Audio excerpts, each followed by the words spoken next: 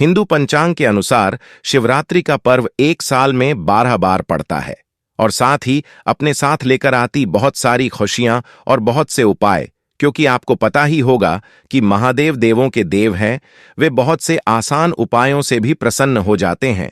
तो ऐसे में शिवरात्रि पार किए गए कुछ खास उपाय आपको मालामाल बना सकते हैं। तो आज की वीडियो में हम बात करेंगे काली मार्च के कुछ खास उपायों के बारे में और साथ ही आपको बताएंगे कि शिवरात्रि पर कैसे इनके उपयोग से आपका जीवन सुखमय बन सकता है।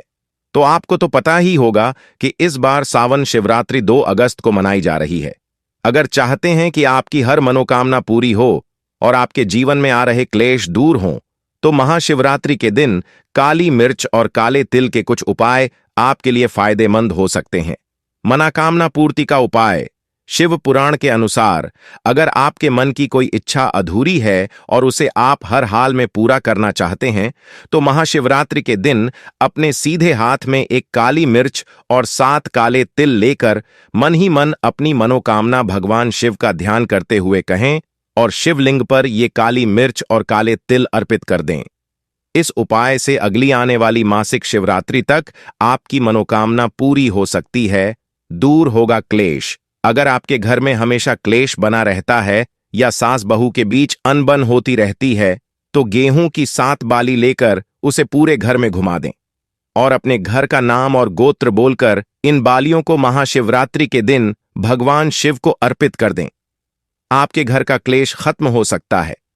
बीमारी से मुक्ति का उपाय। अगर आप अक्सर बीमार रहते हैं या आपके घर में कोई सदस्य किसी भी तरह की बीमारी से पीड़ित है, तो डॉक्टर की दवाई के साथ साथ महाशिवरात्रि दिन 7 बेर लें और दोपहर 12 बजे बीमार व्यक्ति के ऊपर से 7 बार वार कर शिवलिंग पर अर्पित कर दें। इस उपाय से आपकी बीमारी धीरे धीरे करके होने लगेगी। अब अगर आपके घर में कोई बड़ा रोग है, कोई हमेशा बीमार रहता है, जिसकी तबीयत हमेशा खराब रहती है, तो उसके लिए एक विशेष उपाय है जो कि आपको धतूरे से ही करना है। इस उपाय को करने के लिए सबसे पहले आपको किसी भी बड़े बेलपत्र के वृक्ष के नीचे जाना होगा। वहां पर जाकर एक मिट्टी के शिवलिंग का निर्माण करना होगा। निर्माण करने के बाद आपको एक सादा धतूरा लेना है।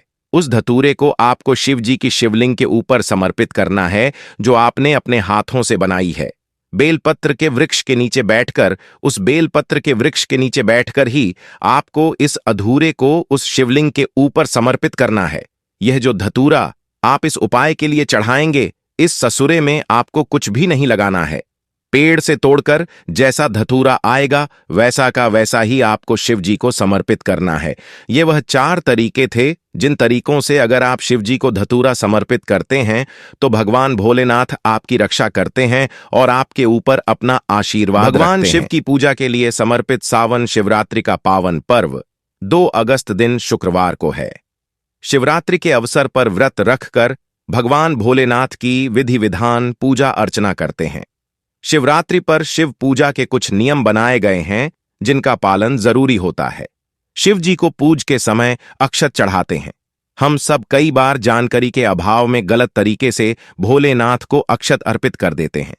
ऐसे नहीं करना चाहिए। गलत तरीके से की गई पूजा फलित नहीं होती है। तिरुपति के ज्योतिषाचार्य डॉ कृष्ण कुमार भार्गव से जानते हैं, शिव जी को अक्षत चढ़ाने की विधि क्या है? अक्षत चढ़ाने का मंत्र क्या होता है? भगवान भोलेनाथ को अक्षत क्यों चढ़ाते हैं? शिव जी पर अक्षत चढ़ाने की सही विधि। अक्षत का अर्थ होता है जिसका क्षय न हो। अक्षत उन चावल को कहा जाता है जो साबुत होते हैं, टूटे नहीं होते हैं, वे अखंडित चावल होते हैं। शिवलिंग या फिर शिव जी पर हमेशा साबुत चावल ही अक्षत के रूप में चढ़ाना चाहिए। शिव जी को अखंडित चावल चढ़ाने से धन, धान्य, मान, सम्मान आदि की प्राप्ति होती है, जिसका कभी क्षय नहीं होता है। महाशिवरात्रि पर बन रहे 4 शुभ संयोग। सर्वार्थ सिद्धि योग में होगी पूजा। शिव कृपा से कोई नहीं रहेगा खाली हाथ। जब भी आप शिव जी को अक्षत अर्पित करें, तो उस समय फूल, सफेद चंदन के साथ साबुत चावल चढ़ाएं। कभी केवल अक्षत अर्पित न करें। इस दौरान अक्षत के साथ हल्दी या सिंदूर का उपयोग न करें। जब भी आप शिव जी को अक्षत अर्पित करें, तो उस समय फूल, सफेद चंदन के साथ साबुत चावल चढ़ाएं। कभी केवल अक्षत अर्पित न करें। इस दौरान अक्षत के साथ हल्दी या सिंदूर का उपयोग न करें। भगवान भोलेनाथ को अक्षत चढ़ाने के लिए अंगूठा, मध्यमा और अनामिक अंगुली का उपयोग करते हैं। अक्षत चढ़ाते समय मंत्र भी बोलते हैं। शिव जी पर अक्षत चढ़ाने का मंत्र अक्षताश्च सुरश्रेष्ठ कुंकुमाक्ता सुशोभिता मया निवेदिता भक्त्या गृहाण परमेश्वर। भगवान शिव को अक्षत चढ़ाने के फायदे। शिव जी को 4 अक्षत भी चढ़ाते हैं तो आपके धन, वैभव और ऐश्वर्य में बढ़ोतरी होती है। यदि आप बीमार हैं तो आपको महाशिवरात्रि के दिन शिव जी को अक्षत जरूर चढ़ाना चाहिए। इससे आपके दुख दूर होंगे। महादेव को अक्षत चढ़ाने से व्यक्ति के बुरे दिन खत्म होते हैं और उसके मेहनत का सकारात्मक फल प्राप्त होता है। भगवान शिव को अक्षत चढ़ाने से माता अन्नपूर्णा भी प्रसन्न होती है। उनकी कृपा से आपके घर में हमेशा धन और धान्य भरा रहता है। इस साल 2 अगस्त के दिन शिवरात्रि का पावन पर्व मनाया जाएगा। इस बार शिवरात्रि पर कई दुर्लभ संयोग बन रहे हैं, जिसकी वजह से शिवरात्रि और भी विशेष बन गई है। इस साल महाशिवरात्रि पर 300 साल बाद शिव योग के साथ सर्वार्थ सिद्ध योग का दुर्लभ संयोग बन रहा है। इतना ही नहीं, महाशिवरात्रि वाले दिन शुक्र प्रदोष व्रत का भी संयोग बना है।